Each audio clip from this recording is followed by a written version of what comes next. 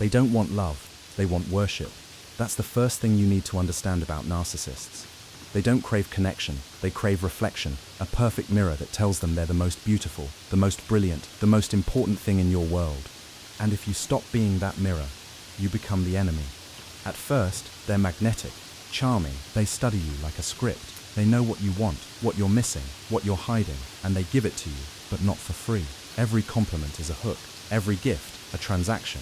They're not loving you, they're investing, in control, because love, to them, is leverage. It's currency. They'll adore you until you're addicted. Then they'll ration affection like poison, just enough to keep you needing it. Then they'll pull it back, blame you, and watch you beg. Narcissists don't break you by force. They make you doubt your own worth, your own memories. They'll say you're too sensitive, too emotional, too demanding, until you apologize for bleeding when they stabbed you. And the worst part? They don't think they're the villain. They think they're the victim. That's not love. That's narcissism. So, they're just arrogant? That's it? Big egos? That doesn't sound so dangerous. That's the first mistake most people make. Narcissism isn't about arrogance, it's about hunger. It's about a void so deep that the world itself isn't enough to fill it. And when someone is that empty, they will feed on you without hesitation. Not because they hate you, because they need you. And when they're done, they leave you hollow. Just like them. They don't walk into your life wearing a crown. They slip in through cracks, compliments, laughter, connection, and slowly they start rewriting who you are. Not directly, subtly. They make you doubt your worth, unless it's reflected in their eyes. The danger isn't in their ego, it's in their grip. Narcissists don't want love, they want reflection. They want a mirror that smiles back no matter how cruel they are. And if the mirror cracks, they blame the glass, never the fist. That's why they're dangerous. Not because they're loud, but because they're quiet. Because they know how to look like salvation, while they're draining you, drop by drop. Oh, I see. So basically, narcissists are just smart egomaniacs with charm? No, they're not just smart, they're strategic. Narcissists don't win by being loud. They win by being necessary, by making you believe you can't live without them. That's not ego, that's architecture. They study you, not to admire you, to map your weaknesses, your desires, your fears, and then bit by bit, they shape themselves into your answer, the missing piece, the solution to everything. But it's a lie, a beautifully crafted lie. And once you believe it, they begin the harvest. Compliments turn into comparisons. Affection becomes reward. Your joy conditional. Your pain irrelevant. And the worst part, you still defend them. You say, they didn't mean it, or they're just going through something. That's how deep they go. They're not just egoists, they're engineers of dependence. They don't want you to love them, they want you to need them. Because need is stickier than love, and harder to kill. So, how do we spot them then? How do we catch a narcissist in the act? You don't catch them in the act. That's the trick. They never act, they prepare, they rehearse. And when they finally show you something, it's always what you were already hoping to see. But there are signs. Ask them about someone they used to be close to. Family, friends, exes. Watch how they talk about them. If everyone was toxic, crazy, jealous, that's not a pattern, that's a purge. Narcissists leave trails of broken mirrors, each reflection too honest to keep around. Another clue? Control wrapped as care. They don't say don't go out, they say I just worry about you. They don't say stop texting them, they say I thought I was enough. They rewrite the rules slowly, kindly, with a smile. And when you finally pull away, really pull away, they don't chase, they threaten, or they vanish. Either way, the mask cracks. I'm sure my darklings want a little test. Something to sniff out a narcissist in the wild, right? Fine, you want a test. Here's how it works. Step 1. Say no. Set a small boundary. Something simple. Then wait. A narcissist never respects a no. They negotiate. Guilt trip or ignore it. Every time. Step 2. Tell them about your bad day. See how long they listen before shifting the topic to themselves. It's not about you. It never was. Step 3. Compliment someone else in front of them. Genuinely. Watch the smile fade. If they suddenly change the subject, criticize that person, or go silent, you've hit their ego where it hurts. And last, talk about your dream. A passion, a life goal. A narcissist won't ask how, they'll ask why. Why you think you can do it. Why you need more than what they already offer. That's the giveaway. They don't need you to fail. They just need to be the reason you never try. I read something online. Some people say narcissism isn't all bad, that it can push people to be successful, charming, even inspiring. So, is it really that toxic? That's the trick, isn't it? Narcissism can look like drive, like ambition, like confidence. It can build empires, it can lead armies, it can make people want to follow. But here's the catch. Narcissism doesn't build for others. It builds for mirrors, for applause, for power.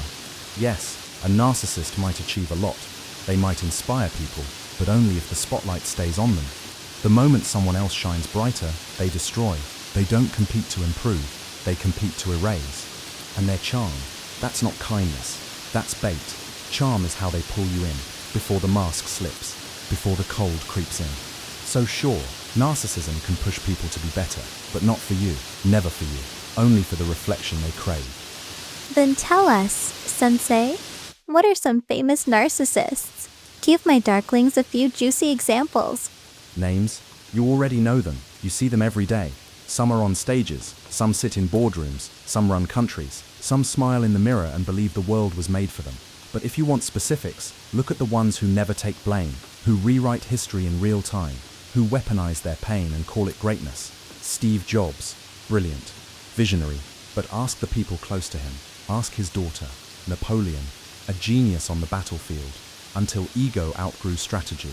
Or the influencers who cry on camera, then sell you merch in the same breath. But it's not just the famous, it's the boss who takes your credit, the partner who makes you doubt your own mind, the friend who vanishes when you're not useful. You don't need a crown to be a narcissist, just a mirror and a stage. And now Elizabeth has prepared 3 stories. Each one a mirror, not of monsters, but of people, dangerous in their charm, calculated in their love.